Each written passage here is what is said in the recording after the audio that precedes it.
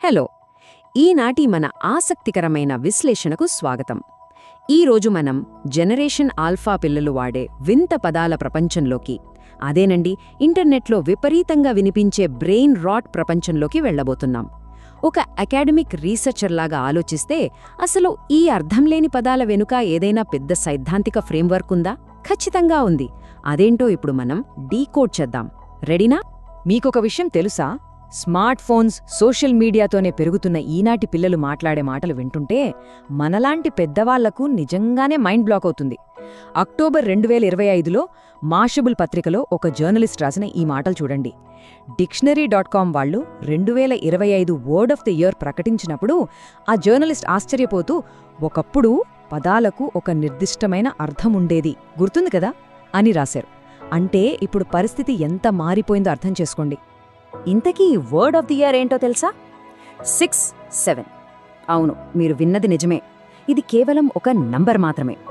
TikTok లాంటి ప్లాట్ఫామ్స్లో టీనేజర్లు ఈ నంబర్ను గట్టిగా అరుస్తూ చేతులతో ఒక రకమైన సైగ చేయడం భయంకరమైన వైరల్ ట్రెండ్గా మారిపోయింది. ఇది ఎంత దూరం వెళ్ళిందంటే యువతంతా గుంపులు గుంపులుగా వచ్చి ఈ నంబర్ను అరుస్తుండటంతో పాపం ఇన్ అండ్ అవుట్ బగవాళ్లు తమ ఆర్డర్ టికెట్ సిస్టమ్ నుండే 67 అనే నంబర్ను పూర్తిగా తీసేయాల్సి వచ్చింది. క్రేజీ కదా? సరే, ఈ అద్భుతమైన జర్నీలో మనం ఏమేం చూడబోతున్నామో ఇక్కడ చూడొచ్చు. ఈ 6-7 బ్రెయిన్ రోట్ ఎలా మొదలైంది?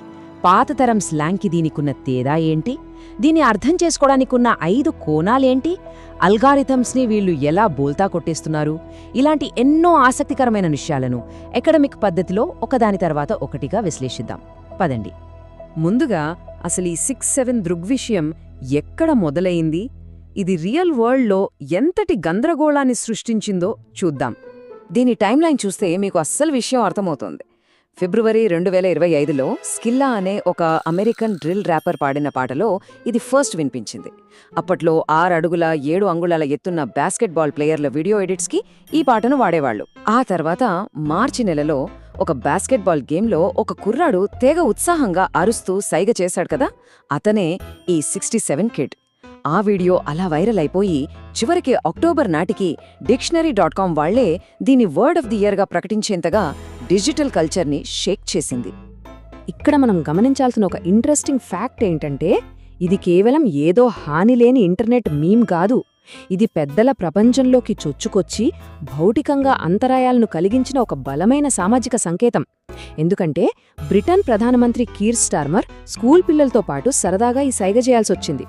అలాగే US vice president JD Vance 5 ఏళ్ల కొడుకు చర్చిలో ప్రార్థన జరుగుతుండగా 6-7 అని అరవడంతో ఆయన సరదాగా ఈ నంబర్నే బ్యాన్ చేయాలని అనాల్సొచ్చింది.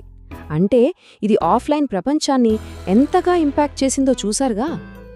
ఇప్పుడు మనం ఒక పారాడిగ్మ్ షిఫ్ట్ గురించి మాట్లాడుకుందాం. అదేంటంటే ప్లాట్ఫామ్ ఆధారిత స్లాంగ్కి మన పాత సాంప్రదాయ స్లాంగ్కి మధ్య ఉన్న అకాడమిక్ వ్యత్యాసం. ఫ్రాంటియర్స్ జర్నల్లో వచ్చిన ఒక రీసెర్చ్ ప్రకారం ఈ కొత్త రకం ప్రవర్తనను మనం అర్థం చేసుకోవాలంటే మెమెటిక్ లింగ్విస్టిక్స్ అనే ఒక అకాడమిక్ టూల్ కావాలి. సింపుల్గా చెప్పాలంటే ఇది భాషను కేవలం పదాలుగా మాత్రమే చూడదు, ప్లాట్ఫామ్ అల్గోరిథమ్స్ ద్వారా నిరంతరం పునరావృత్తమవుతూ వైరల్గా వ్యాపించే యూనిట్లుగా విశ్లేషిస్తుంది. ఈ రెండింటికి ఉన్న తేడా ఏంటో ఇక్కడ మీకు క్లియర్గా తెలుస్తుంది. ఒకప్పుడు స్లాంగ్ అనేది ముఖాముఖి మాట్లాడుకుంటే పుట్టేది, దానికి ఖచ్చితమైన అర్థముండేది, నెమ్మదిగా జనాల్లోకి వెళ్లేది. కానీ ఈనాటి ప్లాట్ఫామ్ లాంగ్వేజ్ అసలు అలా కాదు. టిక్టాక్, యూట్యూబ్ షార్ట్స్ లాంటి ప్లాట్ఫామ్స్లో ఆల్గారిథమ్స్ ద్వారా ఇది వ్యాపిస్తుంది. ఇక్కడ పదాలకుండే అర్థం కంటే సౌండ్, విజువల్స్ ఫాస్ట్గా కాపీ కొట్టడం, రీమిక్స్ చేయడమే చాలా ఇంపార్టెంట్. ఓకే, ఇప్పుడు మనం అస్సలు టాపిక్లోకి వెళ్దాం. ఈ గందరగోళంగా కనిపించే డిజిటల్ ప్రవర్తనను డీకోడ్ చేయడానికి పరిశోధకులు వాడే ఆ 5 విశ్లేషణాత్మక కోణాలేంటో చూద్దాం. ఇక్కడ నిజంగా ఆసక్తికరమైన విషయమేంటంటే, ఈ కొత్త భాష చూడ్డానికి పిచ్చిగా అనిపించినా ఇది చాలా స్ట్రక్చర్డ్గా ఉంటుంది. పరిశోధకులు దీన్ని 5 కోణాల్లో విశ్లేషించారు. మల్టీమోడల్ నిర్మాణాన్ని సూచించే ఫామ్, అది చేసే సోషల్ యాక్షన్ని తెలిపే ఫంక్షన్, అల్గోరిథమ్స్ ద్వారా అది ఎలా స్ప్రెడ్ అవుతుందో చూపే సర్క్యులేషన్, దాని వెనుక ఉన్న ఐరనీని తెలిపే స్టాన్స్, అలాగే ఎక్స్ప్రెషన్ టెంప్లేట్ అయిన జానర్. ఇవన్నీ కలిస్తేనే ఒక ట్రెండ్ తయారవుతుంది. ఇందులో ముందుగా మనం మాట్లాడుకోవాల్సింది అబ్సర్డిస్ట్ జానర్ గురించి. అకాడమిక్గా చెప్పాలంటే ఇందులో పదాలకు అసలు అర్థమే ఉండదు. ఉదాహరణకు స్కిబిడి అనో లేక ఇందాక మనం చెప్పుకున్న 6-7 అనో తీసుకుందాం. వినడానికి చాలా సిల్లిగా ఉన్నాయి కదా, కానీ అకాడమిక్ భాషలో దీన్ని సెమాంటిక్ డిస్రప్షన్ అంటారు. అంటే ఇక్కడ మీనింగ్ కంటే ఆ సౌండ్, ఆ రిథం మాత్రమే ముఖ్యమన్నమాట. ప్లాట్ఫామ్ కల్చర్లో మేం కూడా ఉన్నాం అని యూత్ చెప్పకనే చెప్పే విధానమిది. మరి ఈ పదాలు ఎలా ఎందుకు పుట్టుకొస్తున్నాయి? సోషల్ మీడియా ప్లాట్ఫామ్లు పెట్టే రూల్స్, వాళ్ల మోడరేషన్ అల్గారిథమ్స్ దీనికి ఎలా కారణమవుతున్నాయో ఇప్పుడు చూద్దాం. చూడండి, ప్లాట్ఫామ్ అల్గారిథమ్స్ సాధారణంగా ఏవైనా సెన్సిటివ్ లేదా వివాదాస్పద పదాలను వెంటనే ఫిల్టర్ చేసి బ్యాన్ చేస్తుంటాయి కదా. ఈ ఆటోమేటెడ్ ఫిల్టర్స్ని చాలా తెలివిగా తప్పించుకోవటానికి యూత్ కనిపెట్టిన ట్రిక్కే ఈ యూఫెమిస్టిక్ జాన్రా. ఉదాహరణకు, ఎవరైనా చనిపోయారని చెప్పడానికి ఆ డైరెక్ట్ పదం వాడకుండా అన్అలైవ్డ్ అని వాడతారు. అంటే ఈ ప్లాట్ఫాముల కఠినమైన మోడరేషన్ రూల్స్ వల్లే కుర్రాళ్లు కొత్త భాషను కనిపెట్టాల్సి వస్తోందని రీసెర్చ్ చెప్తోంది. ఇంట్రెస్టింగ్ కదా. వీటితో పాటు మిగతా జానర్లను మనం అకాడమిక్గా ఒకసారి టేబుల్ రూపంలో చూస్తే స్లే లేదా రిజ్ లాంటివి ఐరానిక్ జానర్ కిందకొస్తాయి. ఇవి వాళ్ల స్టాండ్స్ని, ఇవాల్యుయేషన్ని తెలియజేస్తాయి. అలాగే పిఓవి లాంటివి ఒకే టెంప్లేట్ని మళ్లీ మళ్లీ వాడే మిమెటిక్ జానర్. ఇక కాటన్ 4K లాంటివి ఇటరేటివ్ జానర్ కిందకొస్తాయి. ముఖ్యంగా రాబ్లాక్స్ లాంటి గేమింగ్ ప్లాట్ఫామ్స్లో మేమంతా ఒకటే గ్రూప్ అని తోటి వాళ్లకు సిగ్నల్ ఇవ్వడానికి ఈ పదాలు భలేగా పనిచేస్తాయి. నెక్స్ట్, ఒక మీమ్ ఎలా పుడుతుంది, ఎలా అకస్మాత్తుగా కనుమరుగవుతుంది అనేదాన్ని అకాడమిక్గా ఏమంటారో తెలుసుకుందాం. ఒకసారి ఈ గూగుల్ ట్రెండ్స్ చార్ట్ని గమనించండి. ఇది చాలా అద్భుతంగా ఒక విషయాన్ని ఇలిస్ట్రేట్ చేస్తోంది. 6-7 అనే పదానికి సర్చ్ వాల్యూమ్ అకస్మాత్తుగా రాకెట్లా పైకి దూసుకెళ్లింది, అంతే స్పీడ్గా నిటారుగా కింద పడిపోయింది. ప్లాట్ఫామ్ లాంగ్వేజ్ ఎప్పుడూ ఇలాగే ఉంటుంది. ట్రెండ్ అయిన వెంటనే విపరీతంగా వాడేస్తారు, ఆ తర్వాత వెంటనే దాన్ని వదిలేస్తారు.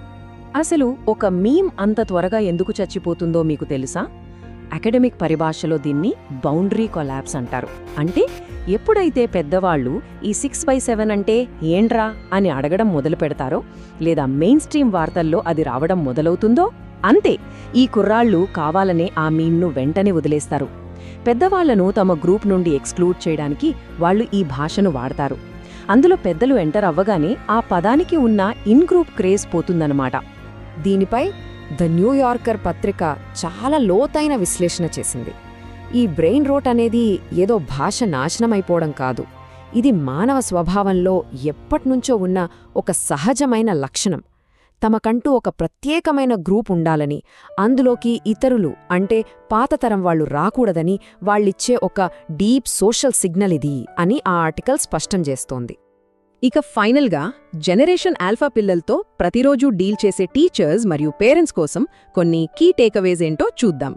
ఎడ్యుకేటర్స్ అందరూ అర్థం చేసుకోవాల్సిన అసలు విషయం ఇది. పిల్లలు వాడే ఈ బ్రెయిన్ రోట్ అనేది భాషా క్షీణత కాదు. అల్గారిథమ్స్ నడిపించే డిజిటల్ ప్రపంచంలో సర్వైవ్ అవ్వడానికి వాళ్లు నేర్చుకున్న ఒక స్మార్ట్ సోషల్ రెస్పాన్స్ ఇది. చెప్పాలంటే ఈ ప్లాట్ఫామ్స్ని వాళ్ళు ఎంత బాగా అర్థం చేసుకున్నారో అనడానికి ఈ ప్లాట్ఫామ్ లిటరసీ ఒక అద్భుతమైన నిదర్శనం. సరే, ఈ విశ్లేషణను ముగించే ముందు ఒక ఆలోచింపజేసే ప్రశ్న మీ ముందు ఉంచుతాను. ఈరోజు యువత వాడే భాషను, వాళ్ల పరిణామాన్ని కేవలం కొన్ని ఆల్గరిథమ్స్ నిర్దేశిస్తున్నాయి కదా. మరి రేపటి భవిష్యత్తులో మనుషుల మధ్య జరిగే కమ్యూనికేషన్ను, మన సంబంధాలను ఈ ప్లాట్ఫామ్స్ ఇంకెంతగా మార్చేస్తాయో కదా. ఈ ప్రశ్న మీరే ఆలోచించండి. ఈనాటి ఈ విశ్లేషణ మీకు ఎన్నో కొత్త విషయాలను తెలిపిందని ఆశిస్తున్నాను. మళ్ళీ ఇంకో ఆసక్తికరమైన అంశంతో కలుద్దాం.